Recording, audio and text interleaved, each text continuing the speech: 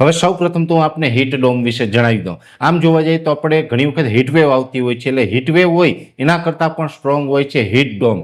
અત્યારે આપણે છેલ્લા ઘણા દિવસથી હીટ ડોમનો સામનો કરી રહ્યા હતા, જેને કારણે રાજ્યની અંદર એવરેજ તાપમાન છે 43 થી લઈ અને 45 ડિગ્રીની રેન્જમાં નોંધાયું છે। એક બે સેન્ટરની અંદર તો કદાચ 45 પ્લસ પણ આજે થયું હશે। એટલે સતત આપણે ઘણા દિવસથી જે આ હીટ ડોમ બનેલું હતું ને આ હીટ ડોમને કારણે આપણે અસહ્ય ગરમી અને ઊંચું તાપમાનનો અનુભવ કર્યો છે।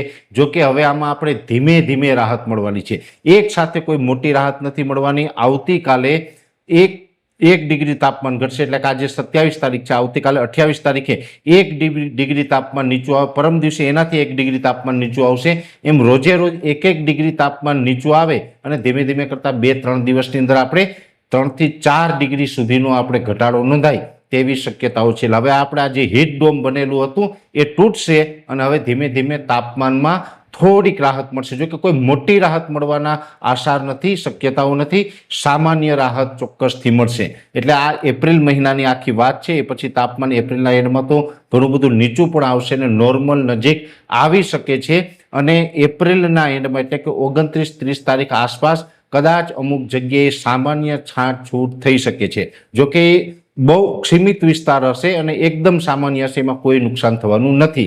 એટલે આ છે એપ્રિલ મહિનાની વાત। હવે જે આપણે વરસાદી કાર્યક્રમ મૂકવા જઈ રહ્યા છીએ એની અંદર આજે પહેલા જ વિડીયોની અંદર આપણે ક્લિયર કહી દઉં, કેમ કે આજે આપણે એપ્રિલની વાત કરીએ, આવતીકાલે મે મહિનાની વાત કરશું, પછી જૂનની કરશું, જુલાઈની કરશું, દરેક મહિનાની વાત કરશું। પણ જે વાર્ષિક કાર્યક્રમ હોય છે એક પ્રકારે લાંબા ગાળાના આધારે આપણે આગાહી આપતા હોય છે। હવે જ્યારે લાંબા ગાળાની આગાહી આપેલી હોય એમાં થોડુંક પ્લસ માઇનસ થઈ શકતું હોય। ઘણી વખત આપણે એ પણ ઉલ્લેખ કર્યો છે કે અમે જે આગાહી આપતા હોય એમાં વાર્ષિક આગાહીની અંદર 90, 92 કે 93% સુધીનું પરિણામ આપી શકાય। માની લઈએ કે આપણે કોઈ વર્ષે 92% પરિણામ આપ્યું છે તો 100 આગાહીમાંથી 92 આગાહી સાચી પડે, 8 આગાહી છે ઘણી વખત ખોટી પણ પડતી હોય છે।